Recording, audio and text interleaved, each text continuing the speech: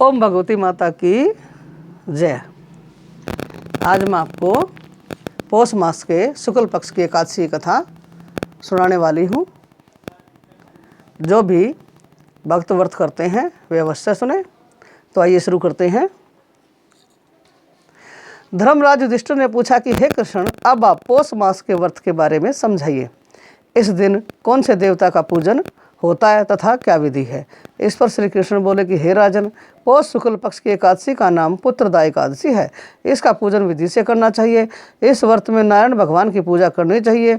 इसके पुण्य से मनुष्य तपस्वी, विद्वान और लक्ष्मीवान होता है। इसकी मैं एक कथा कहता हूँ, सुनो।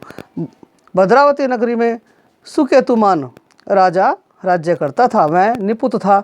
उसकी स्त्री का नाम शव्या था। वह सदैव निपुति होने के कारण चिंतित रहती थी। इस पुत्रहीन राजा के पितर रो रो कर पिंड लेते थे और सोचा करते थे, इसके बाद हमें कौन पिंड देगा। इधर राजा को भी राज्य वैभव से भी संतोष नहीं होता था। इसका एकमात्र कारण पुत्रहीन होना था। वह विचार करता था कि मेरे मरने पर मुझे कौन पिंड देगा। बिना पुत्र के पितरों और देवताओं से उर्ण नहीं हो सकते। जिस घर में पुत्र न हो वहाँ सदैव अंधेरा ही रहता है। इसलिए मुझे पुत्र की उत्पत्ति के लिए प्रयत्न करना चाहिए। पूर्व जन्म के कर्मों से ही इस जन्म में पुत्र धन आदि मिलते हैं। इस तरह राजा रात दिन इसी चिंता में लगा रहता। एक दिन राजा ने अपना शरीर त्याग देने की सोची, परंतु विचार करने लगा कि आत्मघात करना महापाप होता है। राजा इस तरह मन में विचार कर एक दिन छिपे वन को चला गया। राजा घोड़े पर सवार होकर वन में पक्षियों और वृक्षों को देखने लगा। हाथी अपने बच्चों और अथनियों के बीच में घूम रहे हैं। राजा सोच विचार में लग गया। राजा प्यास के कारण अत्यंत बेचैन होने लगा और पानी की तलाश में आगे बढ़ा। कुछ ही आगे जाने पर उसे एक सरोवर मिला। उस सरोवर के चारों तरफ मुनियों के आश्रम बने थे। उस समय राजा के दाहिने अंग फटकने लगे। राजा मन में प्रसन्न होकर सरोवर के किनारे बैठे हुए मुनियों को देखकर घोड़े से उतरा और दंडवत करके सम्मुख बैठ गया। राजा को देखकर मुनीश्वर बोले कि हे राजन, हम तुमसे अत्यंत प्रसन्न हैं। तुम इस जगह कैसे आए हो, सो कहो। इस पर राजा ने उनसे पूछा कि हे मुनीश्वरों, आप कौन हैं और किस लिए यहाँ हैं, सो कहो।